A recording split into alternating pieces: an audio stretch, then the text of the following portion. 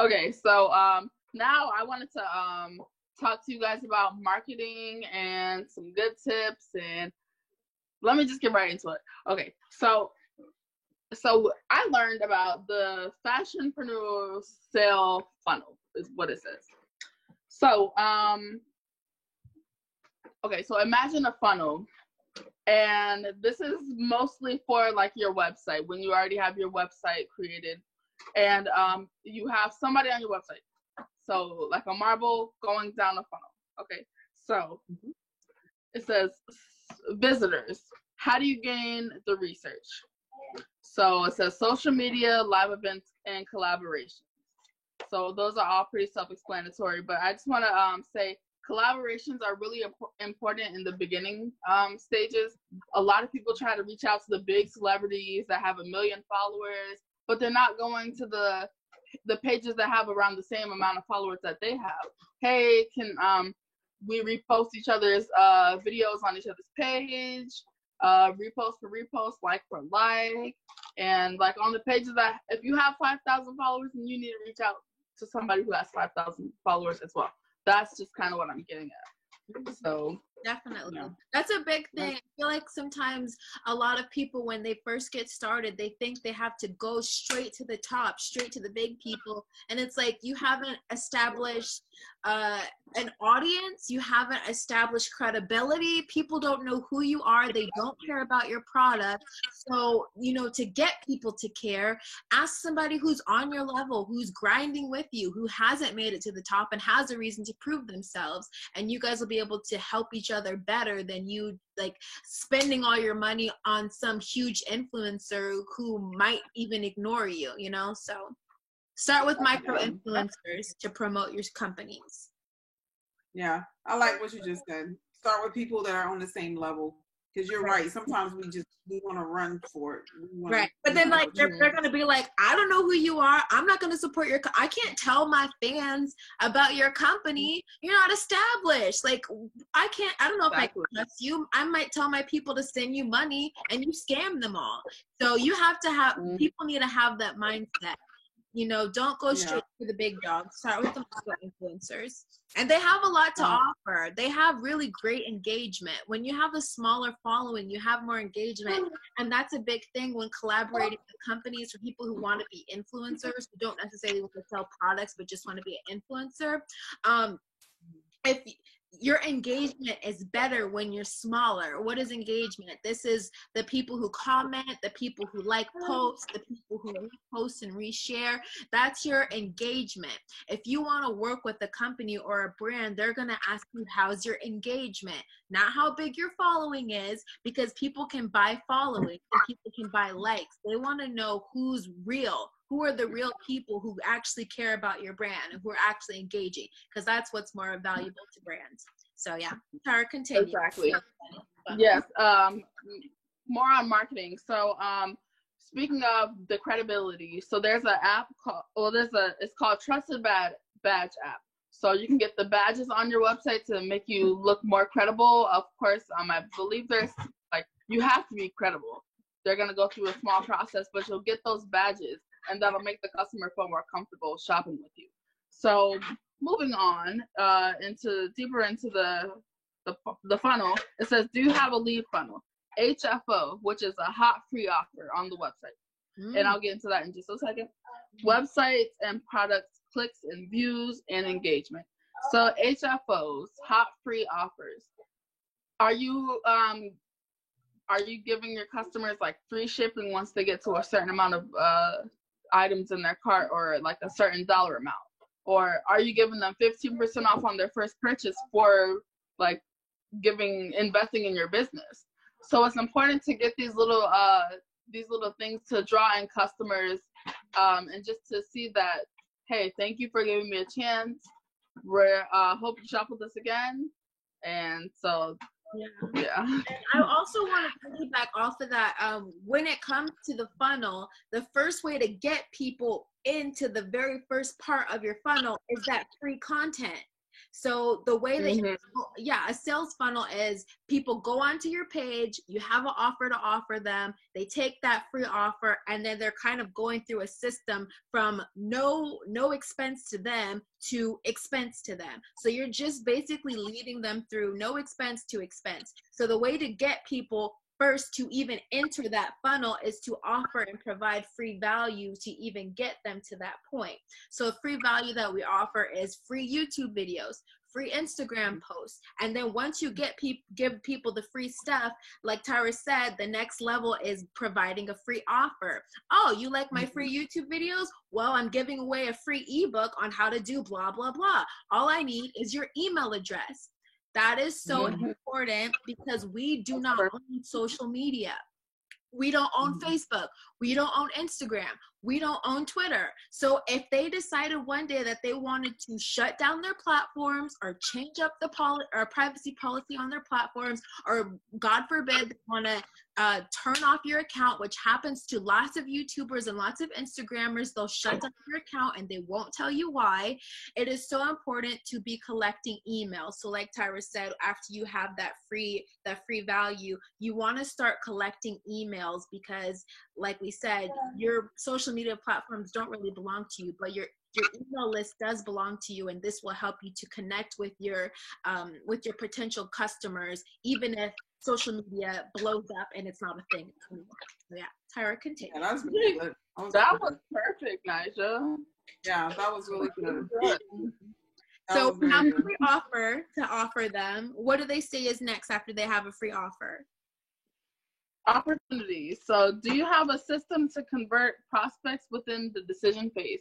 So let me elaborate a little bit on that. It says discount codes for middle of funnel ads. Use a heat map such as Lucky Orange, text reminders, add to cart funnel, live chat. So this is more so for the customers who are viewing your page. They add a couple things to their cart, but they're not too sure if they want to continue with the purchase. Like they want to finalize the purchase. So like she said, Lucky Orange, sorry, I'm trying to get Lucky Orange just is an app that shows you where the consumers are at, and like it basically lets you see what they're doing on your website.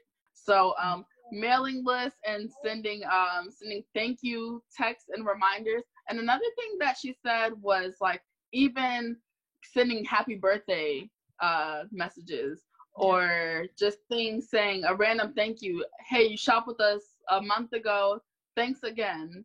Maybe you want to put more of your deals going on in the email, but it's just letting them know that, hey, we're still thinking about you and we appreciate that you invested in our business. So that was really important.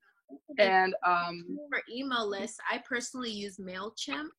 So if anybody is looking for resources to begin their email list, you can start a free account through MailChimp. I think eventually once you hit a certain amount, I think it's like 2,000 or something like that, emails, you will have to upgrade it. But just for a very bare minimum starting an email list, I use MailChimp and it works really great.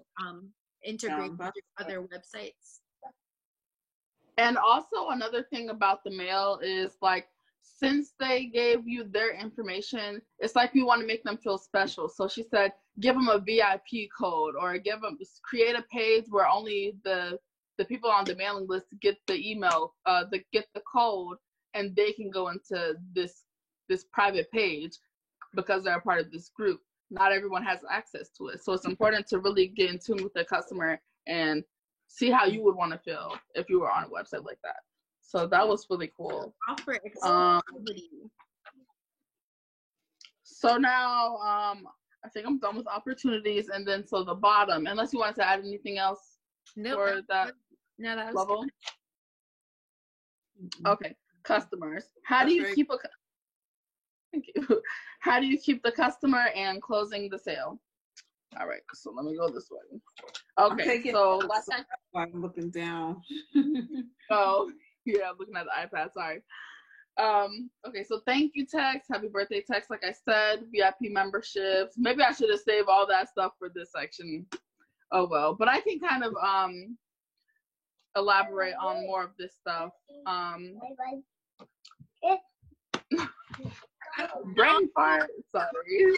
go further in depth with this stuff. I understand a lot of people might just be in the very beginning stages of creating a brand. So maybe they're not even at the point where they have products to sell and things like that. So I definitely think we should make like maybe a part 3 one day for those people who do already have like an established storefront and stuff like that. Because I feel like so many of us are still in the beginning phases of getting our brand image, our niche, creating consistent content so people, know us and we have authority. I feel like a lot of us are still kind of in that spot. Like we might have a storefront, but in order to make that storefront successful, we really do have to hammer down on that brand image and that brand name, getting people to know who you are so they feel trusted to give you their card information. I think that's where a lot of us are still are. That's where I personally still am. Like I have a website for Pretty Powers and for like Nyjah Sip, but I'm still getting that clear brand image out so people know why they want to buy from me. Because right now, if I were to launch Pretty Powers, I don't have pictures on my Instagram, you know what I mean? So it's like they don't trust you yet. And that's where I think a lot of people are yet. If you want people to spend money with you, they have to trust you. So let's work on establishing brand trust. Really, yeah, that's good. I want to go back to because it's a lot of information that we're putting out and stuff like that. So to me, I want to go back and kind of just let people know I'm big on like having the business plan, because with so much information and so much stuff coming with trying to juggle social media, trying to actually run your business and make the everyday day-to-day decisions. To me, I feel like you really have to start off when you're first starting, have a plan for success, not just the social media, but also knowing how you're going to, like operating procedures, how you're going to do certain things. You really have to bring all of this stuff together, because like I said before, it's very overwhelming when you're just going into different directions, and you really have to understand the why behind why you're doing all of this stuff. You have to understand why social media is important. You have to understand why you need a blueprint for success.